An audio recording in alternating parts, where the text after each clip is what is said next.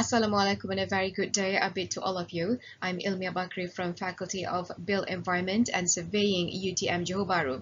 I'm going to present my research with a title Unpacking the Tragedy of the Anti-Commons, a qualitative study addressing its influence on strata subdivision termination in urban redevelopment.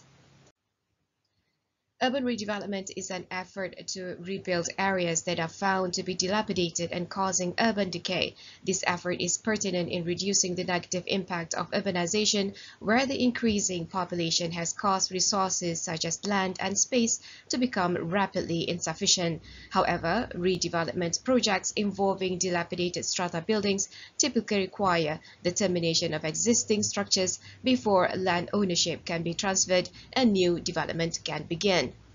Terminating a strata building can be very challenging, especially with the requirement to get the unanimous consent from every parcel owners. While conceived to safeguard individual property rights, this stringent requirement often presents significant challenges in achieving consensus among diverse stakeholders, impeding vital urban renewal initiatives. This led to the tragedy of the anti-commons. Before we delve into the definition of the tragedy of the anti-commons, let me introduce to you the tragedy of the commons. Tragedy of the commons, coined by ecologist Garth Hardin in 1968, describes the phenomenon where a commonly shared resource, when used without restraint, eventually becomes depleted.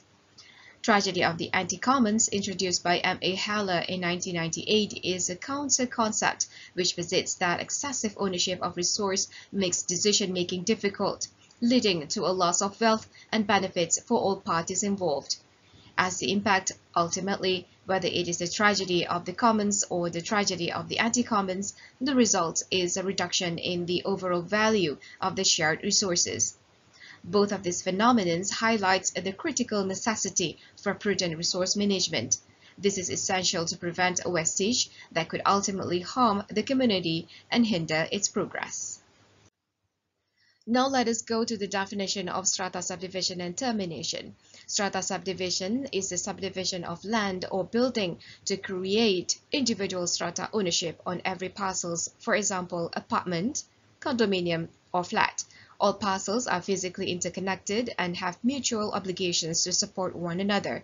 The registration of strata title is directly connected to the parent lot's title or master title.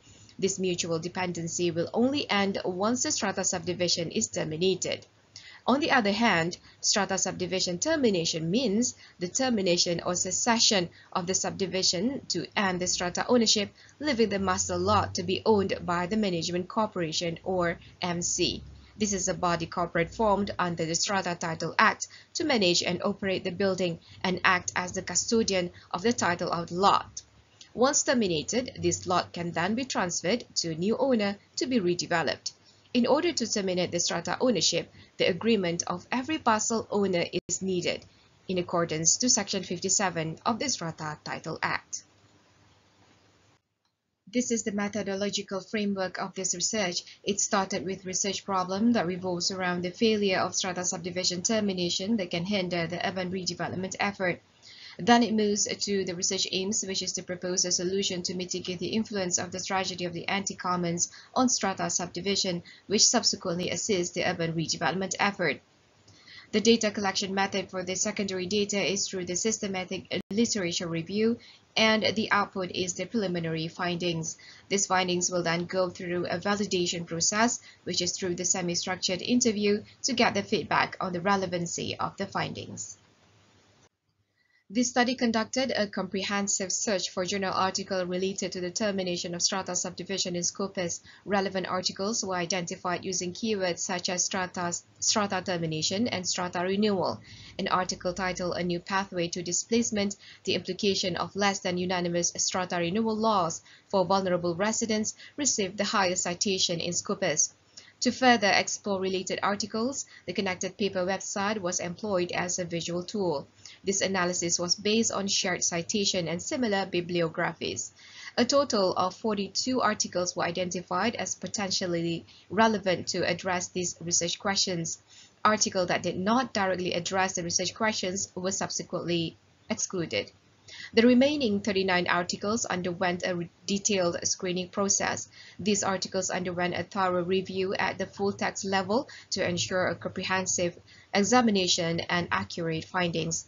To facilitate the analysis, the Atlas TI software was used, utilizing systematic coding techniques to identify and categorize the relevant elements within the data.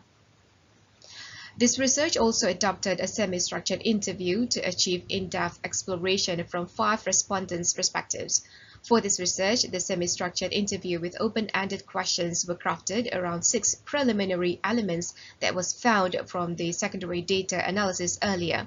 This research employs purposive sampling to strategically select respondents with direct experience and knowledge relevant to the research objectives and aims. The inclusion of stakeholders from different backgrounds and roles within government agencies and urban planning initiatives ensures a comprehensive understanding of the challenges and opportunities surrounding the strata subdivision termination process. Following the completion of the secondary data analysis, a total of 36 out of 42 articles were identified and included for further examination. From these articles, there are found to be 6 main elements of strata subdivision termination, which are consent threshold, engagements, allocation of sale proceeds, timelines of the termination, the avenue for grievances, and voting determinants. These findings will then be validated through a semi-structured interview. During the interview session, the participants shared their experiences, perspectives, and insights. The preliminary findings resonated with the respondents, who confirmed that identified elements as key influences on the strata subdivision termination success. Additionally, there are strong consensus on the potential of the proposed solution to reduce negative impact on these elements on the termination process and facilitate smoother redevelopment efforts. The feedback received from this respondent served as a validation, indicating that the proposed solutions possess the potential for effectiveness and inclusivity. Based on the feedback of the respondents, here are the findings of the research. The respondent agrees that the consent threshold should be reduced from unanimous to majority consent.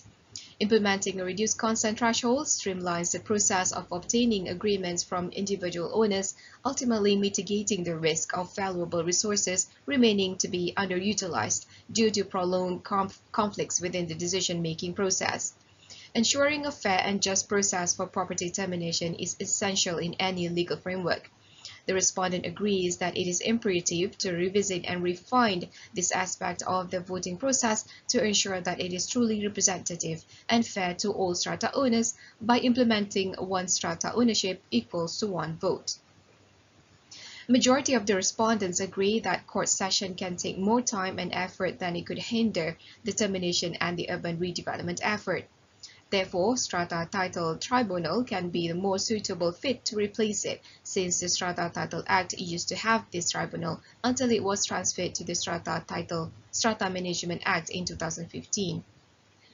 Time is an essence in the termination process, thus the respondents collectively suggested that the process should be reasonably timed, similar to the land acquisition process.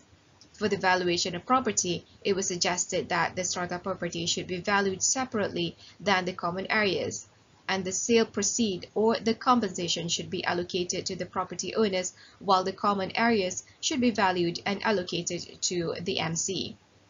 Finally, terminating the strata ownership is a delicate matter that information needs to be properly informed and discussed in detail. Therefore, engagement phases should be crafted in a way that it caters to the need of the owners.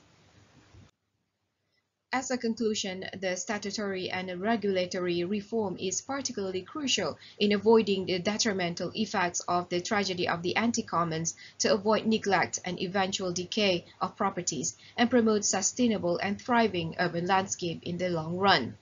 This research serves as an invaluable initial step for policymakers, providing a foundation for comprehensive investigations aimed at enhancing legislation related to strata ownership. That is all from me. Thank you.